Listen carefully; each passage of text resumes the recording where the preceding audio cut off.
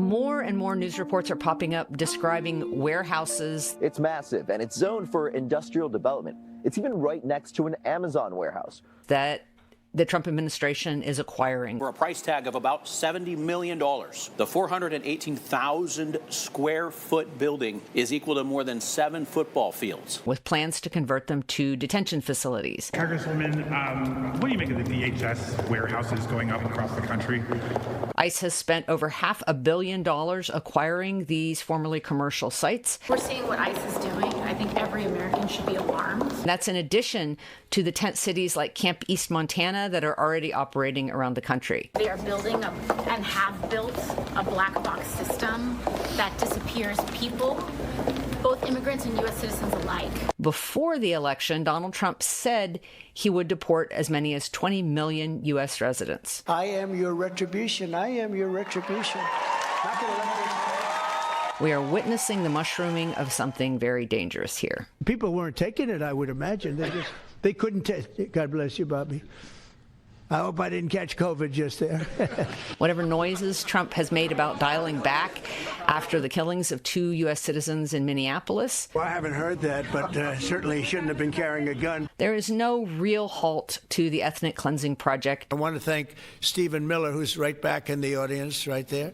Driven by Stephen Miller. I love watching him on television. I'd love to have him come up and explain his true feelings. And blessed by the president. But maybe not his truest feelings. On the streets, the secret police's tactics from ICE and Border Patrol are becoming more strategic. I have proposed, and President Trump has concurred, that this surge operation conclude. But the overall mission is full speed ahead. We're going to have a mass deportation. President Trump promised that, and we're committed to that. Last April, acting ICE Director Todd Lyons mentioned wanting to run deportations like a business. Mr. Lyons, how many times has Amazon Prime shot a mom 3 times in the face? None, sir. And as most of you know by now, I've done research into concentration camp systems that have existed around the world for over 130 years. Author Andrea Pitzer, who literally wrote the book on the subject. And I've seen that when a government is dealing with avoiding due process for millions of people. Joining me now is NBC News senior Homeland Security correspondent Julia Ainsley. Detaining them, physically breaking them down, and removing them from society, it often comes down to a question of logistics. I've been told they would be mega detention centers, and they want to position them in the south of the country in states like Texas or Louisiana, where they would be close to the airports that deport immigrants. And by the time those questions are the ones that are being asked, a country is typically in a very bad place. The truth is it takes several years of propaganda, of manipulation of the public, of bending the courts, of weakening legislatures. I've mentioned before that concentration camp regimes in their early stages often make use of large open infrastructure to convert into detention spaces. Dachau was converted from a shuttered factory into a concentration camp in 1933. It's those warning signs and those preemptive things we should be thinking about.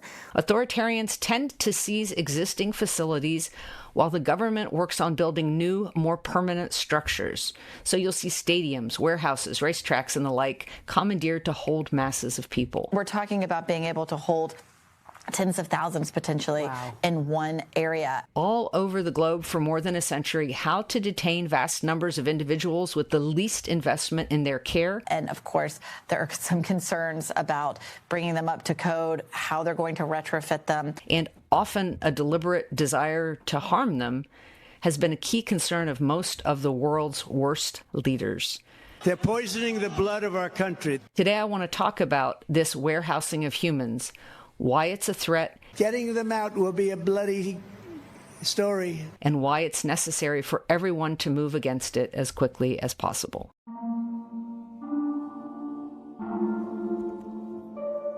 The government has to manage 2 key things to lock in this authoritarian expansion and be able to get more complete control over the U.S.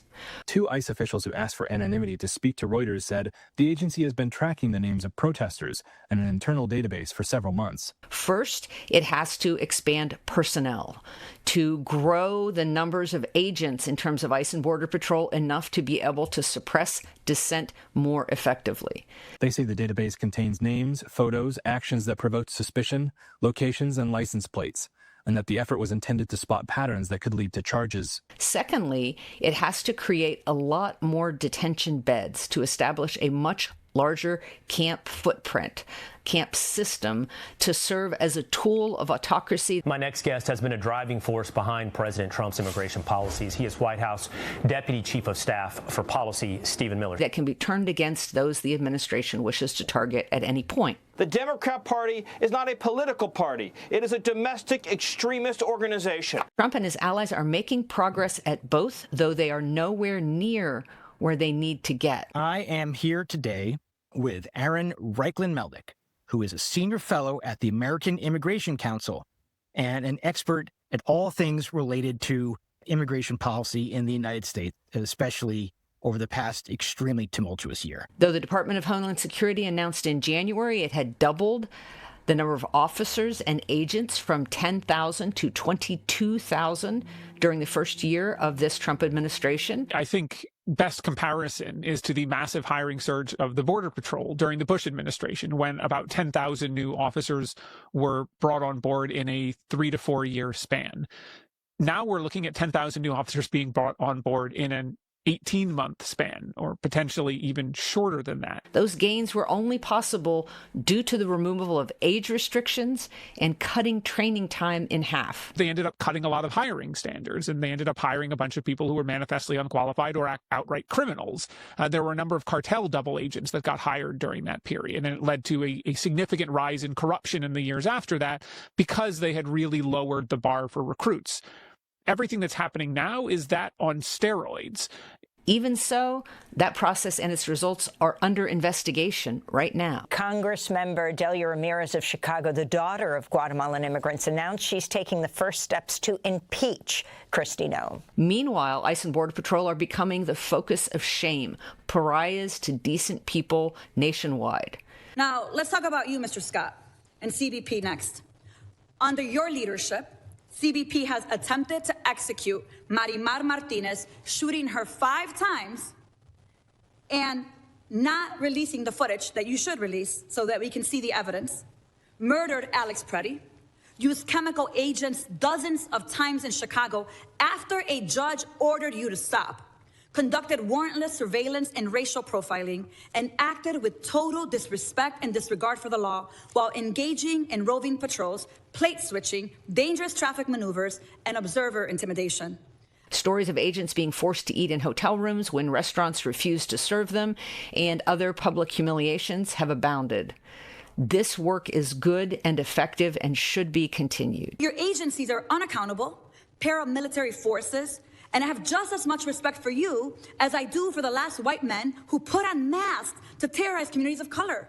I have no respect for the inheritors of the Klan Hood and the Slave Patrol. Even more pressing at this particular moment is that DHS is having more success in something that regular listeners will have heard me shouting about for a year now: the acquisition of warehouse-style structures around the country for conversion to detention facilities. So we just put out a big new report, Immigration Detention Expansion in Trump's second term, that looks at the ways in which the detention system has expanded in the last year and where it may go from here.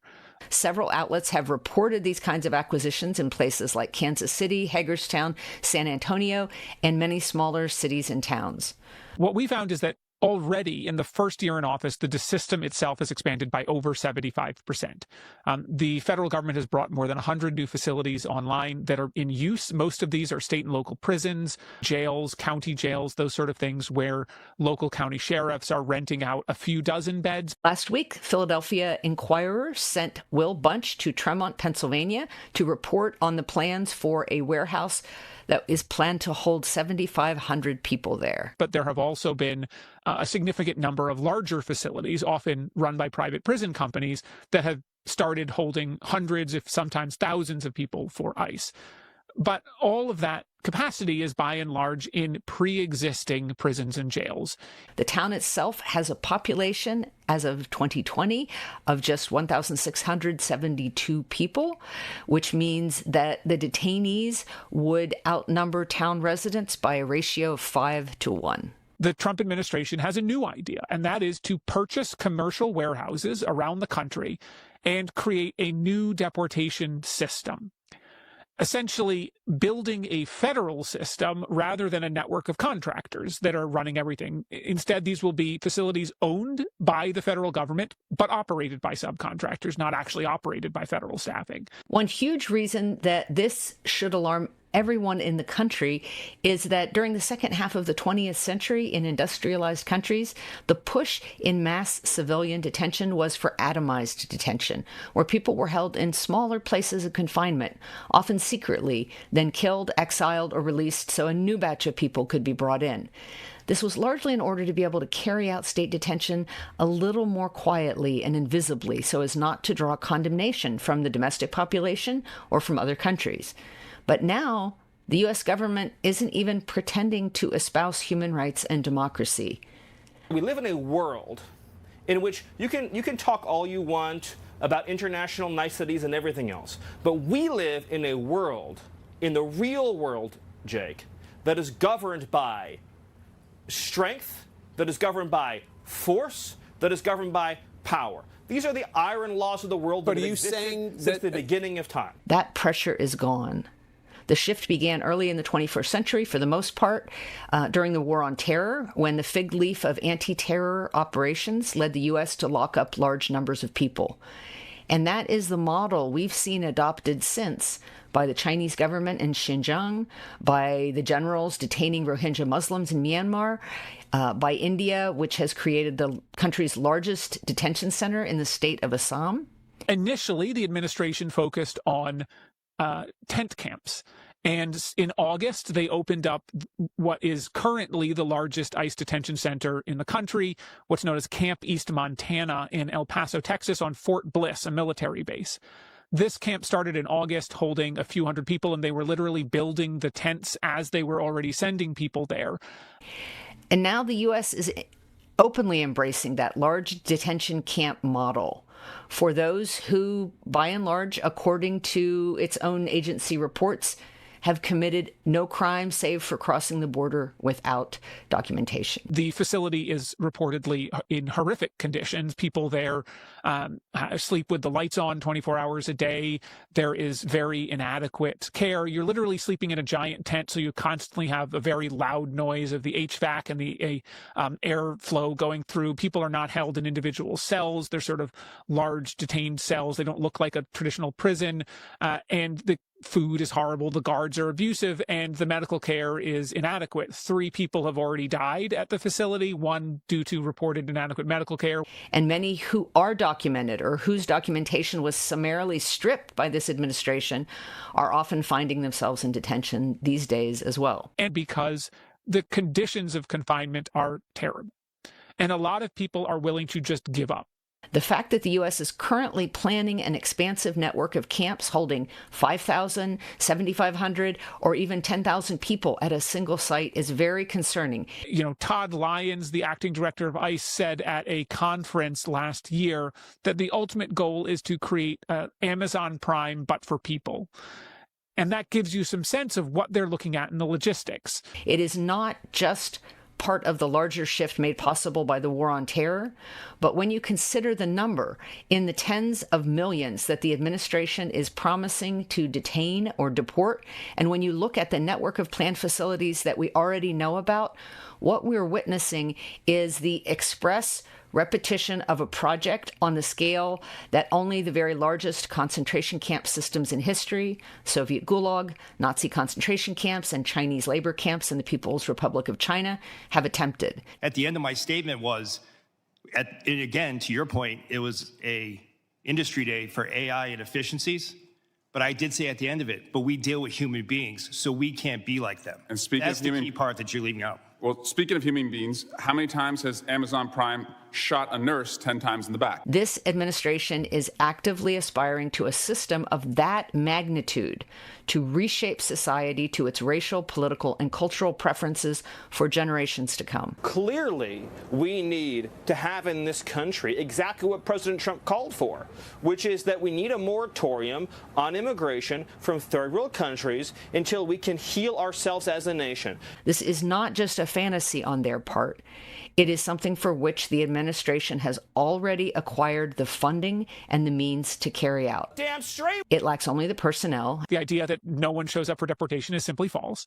But therefore, detention was pitched as the way to ensure that once you actually get that deportation order, it can be carried out. And enough detention spaces. So right now we are seeing all of those issues and the ways the system was built over the last few generations really culminating in this sort of explosion of detention today, where with the resources the Trump administration has on hand through the One Big Beautiful Bill Act, they may end up creating a new detention system that rivals the entire size of the federal prison system. Yet this push for human warehousing, too, is meeting greater opposition, sometimes from unusual places. Even Pennsylvania Senator John Fetterman, who has publicly praised immigration enforcement operations and supported ICE wearing masks, has recently called for Kristi Noem's removal as DHS secretary. In a letter made public on Saturday, the Pennsylvania Democrat said, quote, "While I have been clear in my support for the enforcement of federal immigration law, this decision will do significant damage to those local tax bases, set back decades of long efforts to boost economic development, and place undue burdens on limited existing infrastructure in these communities." Fetterman asked DHS to halt the development of detention centers in Bern and Tremont townships in his state, expressing concern for the strain it will put on local communities. The facilities consist of a proposed 7,500-bed detention center in Schuylkill County and a 1,500-bed detention center in Berks County. Here, finally, is a worthy use of the NIMBY, not in my backyard, impulse. That impulse is so easy to activate for worse reasons. We should embrace it in this case. Activists fighting a similar warehouse got even more unlikely support from Republican Senator Roger Wicker, and breaking news at this hour, who also happens to be the chairman of the Armed Services Committee. We've been covering this plan for a month now. The proposed warehouse is on Mount Carmel Road. Wicker wrote a letter to Kristi Noem on February 3rd, and Noem has since reportedly agreed to halt work toward that detention site.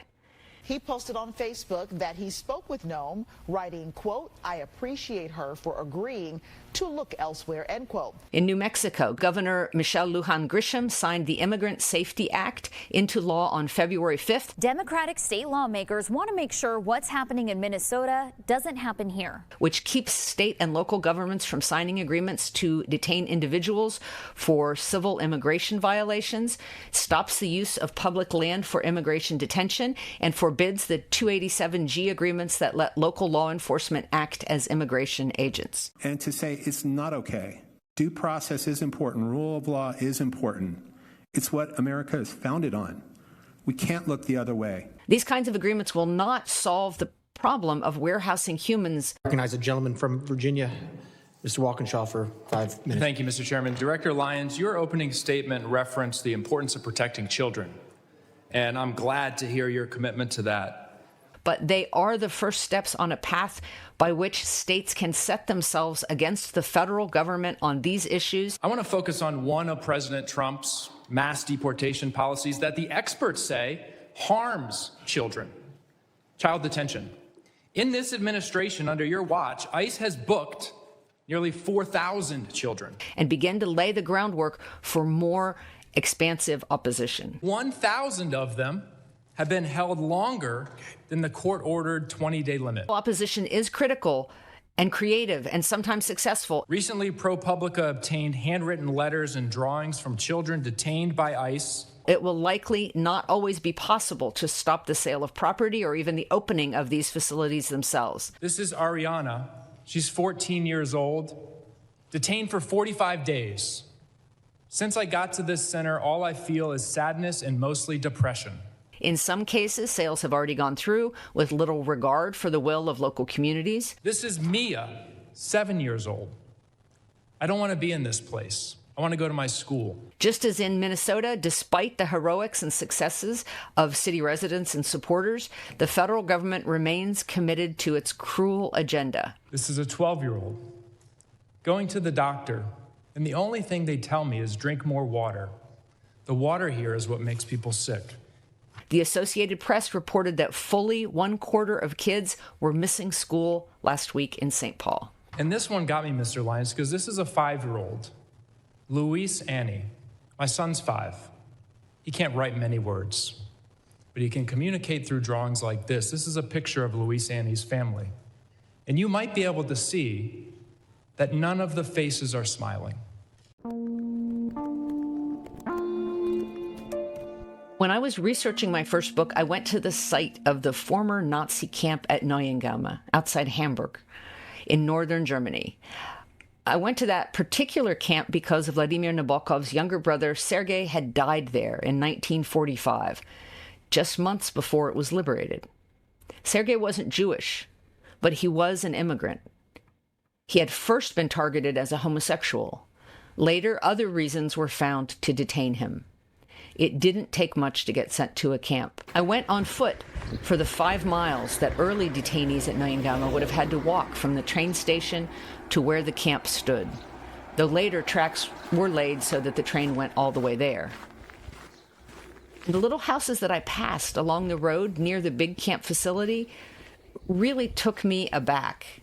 Many were obviously quite old, and I thought of the people who lived there during the war, or even before it, as the camp was established and then it expanded, eventually becoming the hub for a whole constellation of smaller sites. I thought of the people who went about their lives as the life expectancy for newly arriving prisoners at Neuengamme grew shorter and shorter until death came on average just 12 weeks after arrival.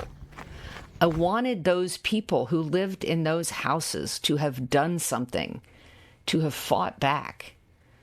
But of course, most didn't, and doing so eventually became so difficult.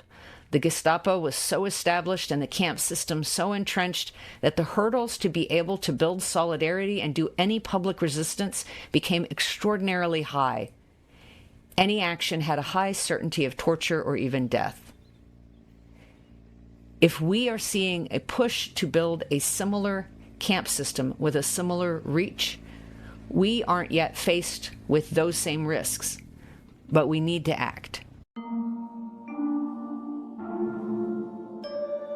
In the written post this week, I've laid out more specifics, but for the podcast, I'll review the general outlines about ways we can take action against what's happening. So I think that where possible, this is also an area where we actually have agency to fight back. A lot depends on what stage a given facility is at. We have power in that because a lot of these warehouses require approvals on the local, municipal, and state level.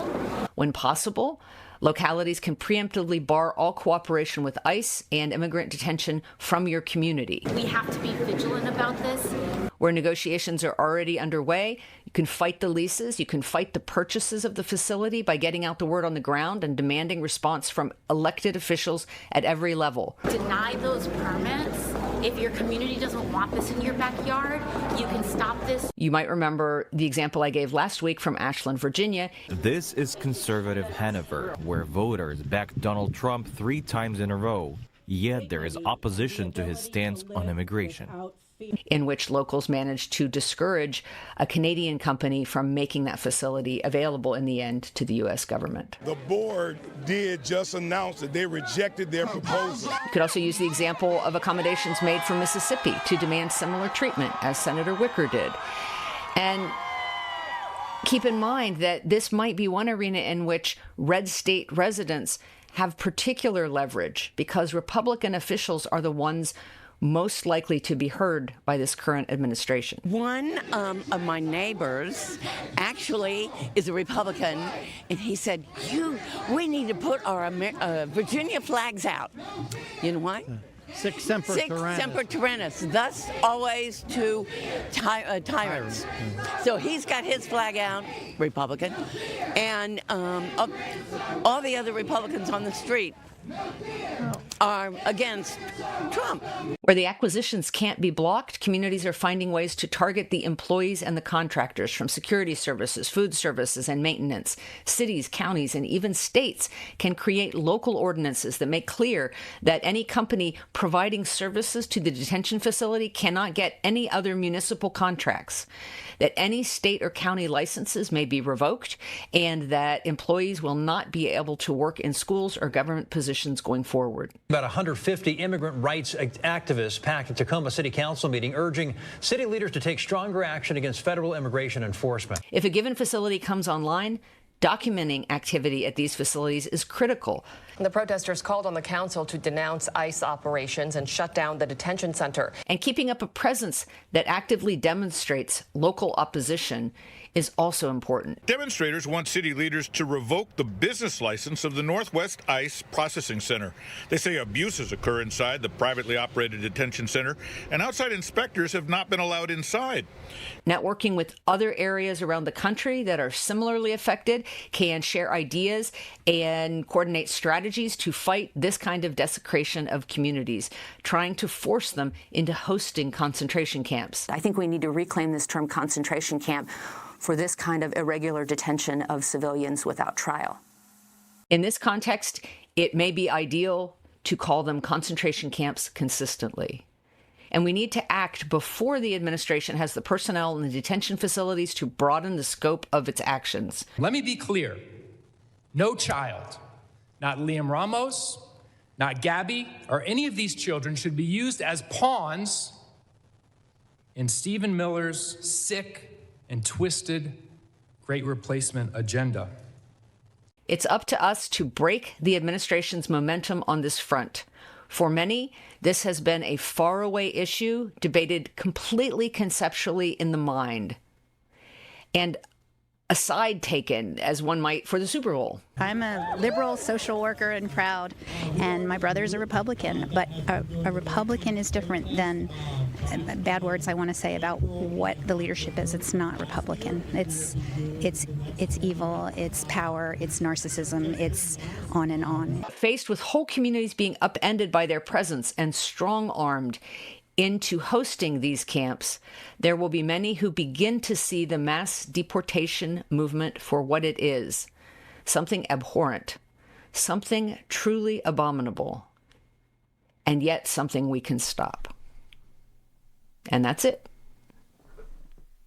Thanks for listening to Next Comes What. Please share this with one person who's looking for ways to survive this mess. To support this podcast, please become a paid subscriber at AndreaPitzer.com and consider giving Next Comes What a 5-star review where you get your podcasts.